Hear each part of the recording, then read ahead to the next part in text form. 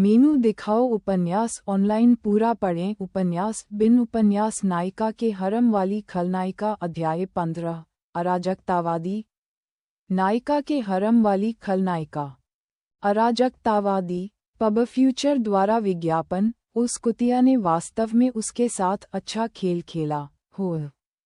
Cynthia अपने साथी को दिलासा देना चाहती थी, लेकिन वह सामने लाल रंग की लहरों को अजीब तरह से घूर सकती थी। वह ये भी नहीं बता सकती थी कि एमिलिया के चेहरे पर किस तरह का भाव था, क्योंकि उसने उसकी ओर मुड़ने से इनकार कर दिया था, और इससे पहले कि वह उसे खुश करने का कोई उपाय सोच पाती, उसका बुलावा भी रद्द कर दिया गया। डिंग! अनुयायियों को बुलाना रद्द कर दिया गया है। फॉलोअर सिंथिया के लिए शेष अवधि 7 घंटे 16 मिनट और 32 सेकंड है। बेचारी व्यवस्था केवल मुंह फुलाकर चुप रह सकती थी, जबकि एमिलिया अपनी आंखें बंद करके सोने का नाटक कर रही थी। योजक चिन्ह योजक चिन्ह योजक चिन्ह योजक चिन्ह योजक चिन्ह योजक चिन्ह योजक चिन्ह योजक चिन्ह योजक चिन्ह योजक चिन्ह। सिंथिया को लगा कि शायद उस रात के बाद उनके बीच चीजें थोड़ी अजीब हो जाएंगी, लेकिन जब वह जागी तो उसके साथी पर इसका कोई असर नहीं पड़ा। ऐसा लग रहा था जैसे कुछ हुआ ही नहीं था, और काले बालों वाली लड़की सोच रही थी कि शायद यही सबसे अच्छा था। हालांकि एक बात जो उसने नोटिस की वह ये थी कि एमिलिया कल की तुलना में अब बहुत ज्यादा आराम से लग रही थी। ऐसा लग रहा था जैसे उसे पीछे से पकड़ने वाली जंजीर आखिरकार टूट गई हो, और वह अब ज्यादा आज़ादी से घूम सकती थी। यहाँ तक कि जब वह सामंथा को छोड़ने आए तो उसने उसके गाल पर चुंबन भी किया, तथा गाड़ी चलाते हुए खुशी खुशी अलविदा कहा। सिंथिया को काफी उत्सुकता हुई, क्योंकि यह लड़की हाल ही तक हर दिन लोहे के घोड़े वाली बात से डरती थी। तुम्हें अब मोटरसाइकिल से कोई परेशानी नहीं होती? एमिलिया मुस्कुराई। नहीं, एक बार जब आप इसकी आदत डाल लेते हैं तो इसमें आज़ादी का एहसास होता है, जो घोड़े की सवारी करने से ज़्यादा अलग नहीं है। मुझे ये पसंद है। एमिलिया जब अपनी कक्षा की ओर चली गई तो सिस्टम पूरे रास्ते शांत रहा। कम से कम ऐसा तब तक था जब तक वह कक्षा बी में नहीं पहुंच गई। एमिलिया, क्या तुम रास्ता भूल गईं? ये तुम्हारी क्लास नहीं है। एमिलिया की आंखें कुटिलता से चमक उठी और वह मुस्कुराने लगी। मैं जानता हूँ, लेकिन मैं यहाँ कोई सबक लेने नहीं, बल्कि सिखाने आया हूँ। चूंकि पीड़िता उसके साथ सहयोग करने को तैयार नहीं थी, इसलिए उसे स्वयं ही अपराधियों से संपर्क करना होगा, है ना? पब फ्यूचर द्वारा विज्ञापन इंपीरियल एकेडमी ऑफ एक्सीलेंस दशकों से समय पर खुलती और बंद होती आ रही थी, और यह पहली बार था कि पुराने प्रिंसिपल को इतना बड़ा हंगामा सुनने को मिला, जिसके कारण हाई स्कूल के नए छात्रों की चारों कक्षाएं बाधित हो गईं। एक सफल करियर वाले व्यक्ति के रूप में, जो सेवानिवृत्ति के बहुत करीब थे, बूढ़े प्रिंसिपल को इस बात की कल्पना मात्र से गुस्सा आ गया कि इससे उनके बेदाग रिकॉर्ड पर दाग लग जाएगा। क्या हुआ? यद्यपि प्रिंसिपल का स्वर शांत था, फिर भी सभी अध्यापक उनकी आवाज में दबे क्रोध को सुन सकते थे। सभी 9 शिक्षक प्रिंसिपल की मेज के सामने ऐसे खड़े थे जैसे कि उन्हें डांट पड़ने का इंतजार हो। उनमें से किसी की भी हिम्मत नहीं थी कि वे बैठ जाएं। वे बस एक दूसरे को देखते रहे कि कोई और उन्हें समझाने के लिए आगे आए। केवल श्री जेफरसन ही इतने साहसी थे कि आगे आकर स्पष्टीकरण दे सकें। ऐसा लगता है कि कक्षा एस की एक छात्रा पहले पाठ से पहले ही कक्षा बी में घुस गई, और मिस्टर जेफरसन कुछ देर के लिए रुक गए। उनका मुंह खुल रहा था और बंद हो रहा था, जैसे उन्हें समझ नहीं आ रहा था कि आगे कैसे बोलें। प्रिंसिपल का धैर्य जवाब दे गया और वह लाल चेहरे और अनियमित सांस के साथ चिल्लाया, और क्या? गणित की शिक्षिका ने आह भरी। मुझे नहीं पता कि यह सच है या नहीं, लेकिन जाहिर तौर पर उसने 2 लड़कों की पिटाई की और कहा कि अगर उसे किसी बदमाश के बारे में पता चला तो वह खुद जाकर उसे धमकाएगी। एक महिला शिक्षिका अपने कांपते पैरों के बावजूद आगे आईं और बोलीं, ये सच है, मैंने खुद देखा है। शिक्षिका ये भी कहना चाहती थी कि लड़की ने लड़कों की पिटाई करने से पहले ये भी कहा था, ये राजकुमारी तुम्हें उचित दंड देगी, कीड़े मकोड़े। लेकिन एक वयस्क महिला होने के नाते उसे ऐसी अजीब बात कहने में शर्म आ रही थी। प्रिंसिपल ने अपना सिर हाथों में थाम लिया और ऊंची पीठ वाली चमड़े की कुर्सी पर गिर पड़े। क्या बदमाशी?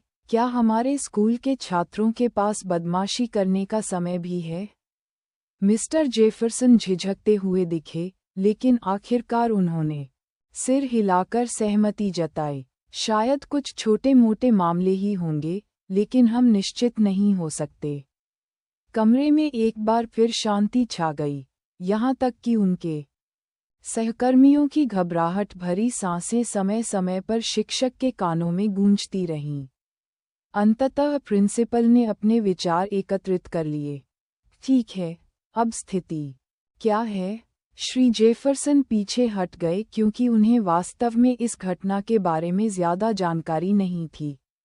एक मेहनती शिक्षक के रूप में उन्होंने खाली कक्षा में अपने जीवन का सबसे सुखद व्याख्यान दिया था और अगर उन्हें इस बैठक के लिए कभी नहीं बुलाया जाता तो वे पूरी तरह से संतुष्ट होते। श्रीमती मैकमिलन ही वह व्यक्ति थीं जिन्होंने इसके बाद की स्थिति को संभाला, इसलिए वे घबराई हुई सी आगे आईं। खैर, लड़के अस्पताल में हैं और लड़की स्टाफ रूम में है। पब फ्यूचर द्वारा विज्ञापन, वे अस्पताल में क्यों हैं? क्या उनकी हड्डियां टूट गई हैं या कुछ और? मिसेज मैकमिलन ने सांस रोककर कहा, नहीं, बस थोड़ी चोट है। और लड़की पर कौन नज़र रख रहा है? वह बहुत आज्ञाकारी है, इसलिए हमने उसे अकेला छोड़ दिया। उद्धरण चिन्ह। प्रिंसिपल लगभग बेहोश हो गए। योजक चिन्ह योजक चिन्ह योजक चिन्ह योजक चिन्ह योजक चिन्ह योजक चिन्ह योजक चिन्ह योजक चिन्ह योजक चिन्ह योजक चिन्ह। शुक्र है कि एमिलिया कोई और घटना करने के लिए भागी नहीं थी और श्रीमती मैकमिलन ने उसे ठीक उसी स्थान पर बैठा पाया जहां उन्होंने उसे छोड़ा था। एमिलिया अच्छी लड़की। उद्धरण चिन्ह प्रश्नवाचक चिन्ह उद्धरण चिन्ह। यहाँ तक कि एमिलिया, जिसने ये सब योजना बनाई थी, भी उलझन में पड़ गई। क्या वह इस हंगामे के लिए मेरी प्रशंसा कर रही है? सिंथिया भी अपना सिर खुजला रही थी। मुझे लगता है कि ऐसे लोग भी हैं जो दुनिया को जलते हुए देखना पसंद करते हैं, तुम्हें पता है। जब तक तुम व्यवस्था को बिगाड़ने के लिए कुछ करते हो, वे खुश रहेंगे। मैंने सुना है कि उन्हें आमतौर पर अराजकतावादी कहा जाता है। श्रीमती मैकमिलन का चेहरा शर्म से लाल हो गया था। नहीं, चलो, प्रिंसिपल तुम्हें बुला रहे हैं। एट नॉवल बनट। योजक चिन्ह योजक चिन्ह योजक चिन्ह योजक चिन्ह योजक चिन्ह योजक चिन्ह योजक चिन्ह योजक चिन्ह योजक चिन्ह योजक चिन्ह। और इस तरह लगभग 1 घंटे बाद न केवल एमिलिया बल्कि उसकी बड़ी बहन और धमकाने वालों के माता-पिता भी बुजुर्ग प्रिंसिपल के सामने बैठे थे। दोनों बदमाशों को उनकी चोटों को देखते हुए अस्पताल में ही रहने की अनुमति दे दी गई। तो जैसा कि मैंने कहा, भले ही वे उसे परेशान कर रहे थे, उसे मेरे पास या किसी शिक्षक के पास आना चाहिए था और हम निश्चित रूप से इसे बेहतर तरीके से संभाल सकते थे। इस तरह की चीजें एक छात्र के रिकॉर्ड में एक स्थायी दाग छोड़ सकती हैं, आप जानते हैं। सामंथा अपनी छोटी बहन के बगल में पैर मोड़कर बैठी हुई, बेफिक्र और इत्मीनान से दिख रही थी। उसके गहरे नीले रंग के बिजनेस सूट, साफ सुथरी सफ़ेद शर्ट और स्वाभाविक रूप से ठंडे चेहरे के साथ प्रिंसिपल को भी थोड़ा घबराहट महसूस हुई जब उसने सोचा कि वह किससे बात कर रहा है। क्या आप इसे उसके रिकॉर्ड में लिखेंगे? ओ बेशक, चूंकि यह पहली बार है कि वह ऐसा कुछ कर रही है, इसलिए इसे इतना बड़ा मुद्दा बनाने की कोई आवश्यकता नहीं है ना? लेकिन मैं इतना पक्षपाती नहीं हो सकता, अन्यथा अन्य माता पिता अपने बच्चों को यहाँ भेजने में सुरक्षित महसूस नहीं करेंगे, है ना? पब फ्यूचर द्वारा विज्ञापन। सामंथा ने औपचारिक वेशभूषा में सजे 4 वयस्कों को देखा, जिनमें 2 पुरुष और 2 महिलाएं थीं, जो उससे कई दशक बड़े थे। मजाक मत करो, प्रिंसिपल। चूंकि हमारे बच्चे ही गलत थे, इसलिए हम आभारी हैं कि उन्हें सबक सिखाया गया। ठीक है, ऐसा नहीं है कि उन्हें सचमुच चोट लगी है। यह अच्छा है कि वे बेहतर इंसान बनना सीख सकें।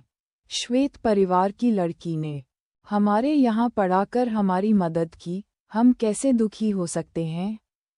अगर ठीक हो तो क्या आपको कोई आपत्ति होगी यदि हम शाम को अपना आभार प्रकट करने के लिए आपके पास आएं? सामंथा मुस्कुराई जब उसने देखा कि वे घबराहट में एक दूसरे से बात कर रहे थे। सरकारी कर्मचारियों को छोड़कर इस शहर में कोई भी व्यक्ति आत्मविश्वास से यह नहीं कह सकता था कि वे व्हाइट डियर परिवार के प्रभाव से मुक्त हैं। कृपया, आप मेरी बहन को शर्मिंदा करेंगे। यह अच्छी बात है कि आप लोगों को उसके थोड़ा शरारती होने से कोई परेशानी नहीं है। यहाँ आने की कोई ज़रूरत नहीं है। कोर्स के पाठ्यक्रम की उन चारों को एक दूसरे पर गिरते हुए और उस युवा लड़की की चापलूसी करने की कोशिश करते हुए देखकर प्रिंसिपल को ऐसा लगा जैसे दुनिया उसकी आंखों के सामने घूम रही हो।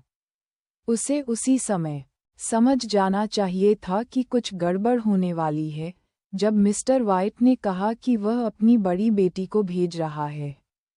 क्या वह भी लोगों को धमकाने के लिए यहाँ आए थी? उसके सामने ही, लेकिन जैसे ही उसने उसे डांटने के लिए अपना मुंह खोला, इस विचार से उसकी पीठ पसीने से भीग गई। यह व्हाइट डियर परिवार की उत्तराधिकारी थी, वह परिवार जो उनके सबसे बड़े प्रायोजकों में से एक था। यदि वह स्कूल को हर वर्ष मिलने वाले दान का आधा हिस्सा खो देता, तो क्या बोर्ड उसे नौकरी से नहीं निकाल देता? और अगर उसने सचमुच अपनी सबसे छोटी बेटी के बारे में शिकायत करने के बाद मिस्टर वाइट को अपनी सबसे बड़ी बेटी के बारे में शिकायत करने के लिए दोबारा बुलाया। खैर, उसके पिता हमेशा कहा करते थे, अगर कोई ऐसा पहाड़ है जिस पर तुम चढ़ नहीं सकते तो बस नीचे लुढ़क जाओ और उम्मीद करो कि तुम मरोगे नहीं।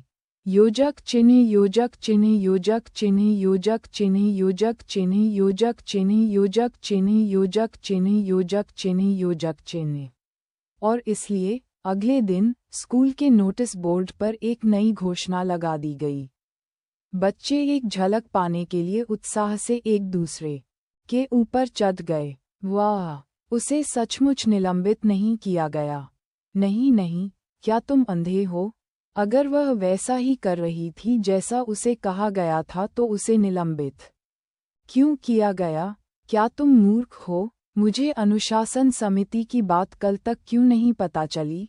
जाहिर है कि उन्होंने राजकुमारी की सनक को पूरा करने के लिए ये सब बनाया था। बेवकूफ़, क्या तुम्हें लगता है कि स्कूल को तुरंत तुम्हें सब कुछ रिपोर्ट करना चाहिए?